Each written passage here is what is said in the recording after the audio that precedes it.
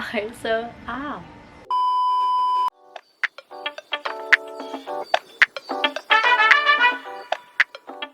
So, hi guys! Welcome back to my channel. Now, for today's video, share ko sa inyo kung paano ako nawalan ng 13 kilos. Tama ba? 60 minus 47, 13 kilos. Okay, so, ayun. Nag-post kasi ako na IG story ko kagabi. And marami sa inyong nag-react dun sa results ko. And ngayon, gusto ko lang din naman i-share sa inyo kung ano yung mga ginawa ko, paano ako pumayat. And alam ko naman ngayon, mahirap talaga magpapayat kasi ECQ, nasa bahay ka lang, wala ka masyadong activity, hindi ka tulad ng kapag nagkatrabaho ka or pag nasa school. So here, ito sa video na to, i-share ko lang yung mga ginawa ko and yung mga pwede nyo din gawin. Disclaimer lang, di ako fitness guru ha, hindi din ako nutritionist.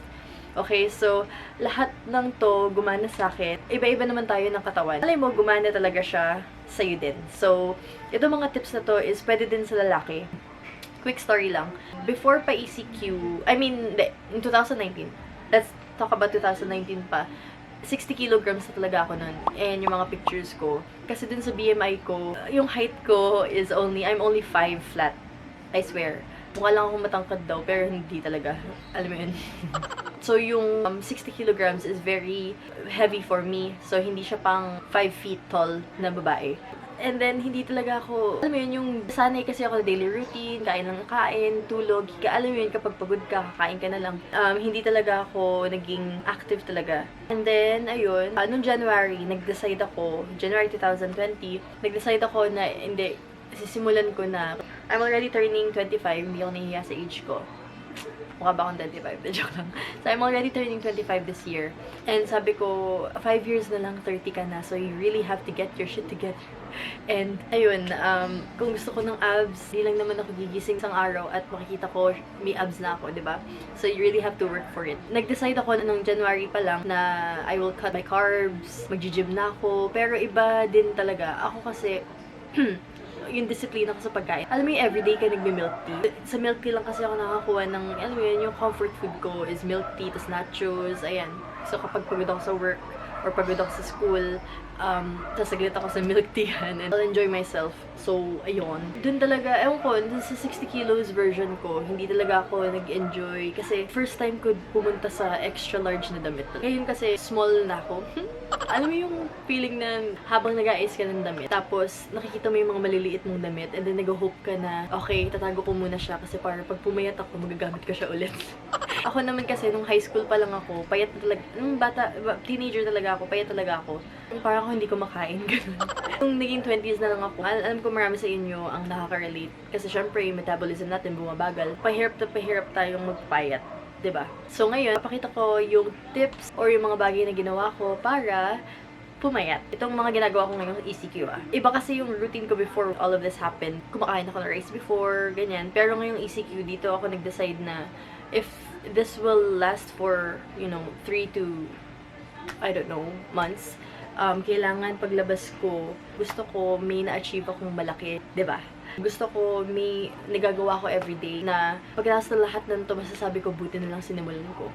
So, I hope you get inspired. And ito, tinatake advantage ko din na maging the best version of myself. Gusto ko din kasi makita yung hanggang saan ang kaya ko sa sarili ko. And I know 2020 will be a year of self-love para sa akin, self-worth, and lahat ng self-quarantine, na joke lang. Hindi, ayun. Ikaw din, sana ma-realize mo na it's never too late, and kung decidido ka, mag-start ka na.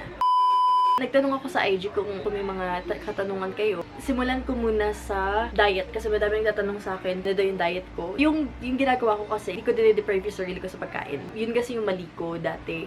Kaya siguro ako nag-crave ng sobra nung unang attempt ko. So, 60 kilos ako nun, di ba? And ang target ko is maging 55 kilos. So, nag-work naman siya. Ang una kong ginawa is nag-cut ako sa rice. Bago pa mag-ECQ sinimulan ko na hindi mag-rice talaga. Pero hindi ko talaga magawa. Kasi ang tako ko talaga. Ayun, alam mo yun sa bang inasal, nakakaano ako doon is 6 rice. Wala talaga ako specific diet. Kumbaga, nagbawas lang talaga ako sa sugar. Bawas ako sa kanin. Nag-start muna ako sa 1 rice a day. Nakasuka talaga siya for a week. The following week pala, nag-half rice na ako hanggang sa hindi ko na siya hinahanap. Yung na-enjoy ko na yung ulam ng walang kanin. Hanggang ngayon, ganun pa din ginagawa ko. More on ulam talaga ako. Try nyo din na magtimbang muna kayo and then mag-no rice kayo for a week. Makikita nyo ang laki nung pinagkaiba. Rice talaga ang culprit ko, sarili ko, bakit ako nagtimbang ng ganun. And sweets talaga. Now, ako sobrang addict ko sa mga milk tea, soft drinks, ano ba ba, yung mga juice. Ayan, I don't drink alcohol. Last time na uminom ako ng alcohol, September pa. Joke. Medyo ko lang di ako, tama. September pa, ng birthday ko. Anyway, with friends, hindi talaga kasi ako umiinom every month, ganyan. So, hindi siya issue sa akin. Ang issue sa akin is matatamis talaga na pagkain. Hindi ko talaga maiwasan. Pagdating naman sa sweets, ang ginagawa ko ngayon is kapag gusto ko, kakain ako. Pero limitado na siya. Kumbaga, kapag gusto ko kumain ng matatamis, kakain ako. Pero hindi yung sobrang dami. Para lang ma-satisfy yung cravings mo dun sa pagkain na yun. Hindi yung magpapakabusog ka dun. Ano pong workouts ang makakapagpailiit ng arms and thighs? Now, dun sa workouts naman, dito na tayo sa activity. Lagi ako nagpo-post ng mga stories sa IG na mga nag-workout ako. Kasi as much as possible, 2 to 3 times a week ngayon na ECQ. Nagpapapawis ako. Ang ginagawa ko is HIIT. And speaking of workouts, gagawa na lang ako ng sarili kong workout na para sa mga beginners kasi may mga nagtatanong ng mga workouts na ginagawa ko. Pero dahil nga kasi iba-iba naman tayo ng pacing and iba-iba din tayo ng energy levels. Pang beginner lang ang gagawin ko. So, stay tuned for that one. What do you eat po a day? Again, breakfast, ang kinakain ko is black coffee, fruits, bread. Minsan lang ako magkanin. So, hindi nga ako nagkakanin sa umagi. Ang black coffee ko pala is pure black coffee. Ayoko ng coffee na may kahit na ano, creamer, sugar, ayan. Well, try nyo din. So, una, pangit lasa. Kasi, syempre, kung hindi ka mahilig sa mapapait. Pero ako kasi, okay lang. Na-enjoy ko naman. Ayun. Nagigising kasi ako ng mga 9 or 10 a.m. Medyo brunch na yun. Pero, kumakain pa rin ako ng breakfast as much as possible. Pagdating naman sa lunch, doon ako kumakain ng 1 rice and ulam. So, ako kasi nagluluto ako. Napipili mo yung pwede mong lutuin. More on gulay, pork, fish. Yung mga mura na kayang yung pang ECQ na food. Yung ganun. Ay, ito din pala trick.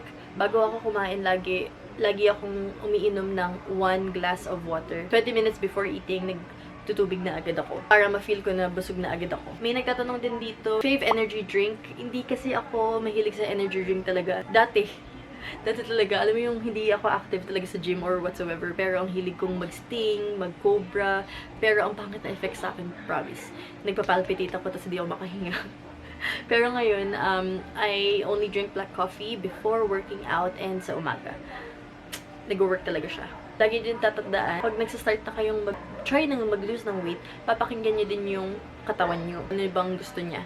Kasi nga, hindi nga pare-parehas lahat ng tao. Next is affordable home equipment and nagamit mo. So, wait, pakita ko. Now, ang equipment lang naman na ginagamit ko is yoga mat and itong booty bands. Ayan, kapag gusto ko i-activate yung glutes ko, ganyan, yung pag nagsasquats ako, ito ginagamit ko. Minsan dalawa. May blue somewhere dito. Hindi ko mahanap kung saan. Pero ito. And itong dalawa. Ano nga ba tawag dito? Ito yung pabuhat sa klase. Joke lang. Dumbbell. So, ayan. Dumbbells kapag nag-arms na ako. Masyado siyang magaan. Pero para lang meron akong mahawakan, ginagamit ko siya. Ayun. And mostly body weight talaga. Next is, yun. Water. Kung nafe-feel nyo nagugutom kayo, unom lang kayo ng tubig kasi minsan ang utak nyo ay bored lang din. Sasabihin ng utak mo, gutom ka, pero kakakain mo lang, 'di ba? So, inom ka lang ng tubig. Last question is, any motivation and inspirational words? Oh, okay. So, dito, ang sa akin, I only started because I wanted to and naging desidido ako na gusto ko talaga siyang gawin. Kasi, una, yun na nga, hindi na ako confident sa sarili ko and gusto kong i-challenge yung sarili ko kung hanggang saan nang kaya ng best version ng sarili ko. Dapat sa'yo mismo, alam mo sa sarili mo na gusto mo ng maging healthier version. Never mangyayari yun kung wala kang gagawin. Diba? It's all about the actions. So, that is all for today and thank you so much for watching my video. Sana marami kayong natutunan and ayun. So, please do comment down below kung ano pa yung mga gusto niyo makita and mapanood. I will try my best na gawin yun. Help me reach 1,000 subscribers kasi we are almost there. Ayun, please do subscribe to my channel and I will see you on my next one. Bye-bye!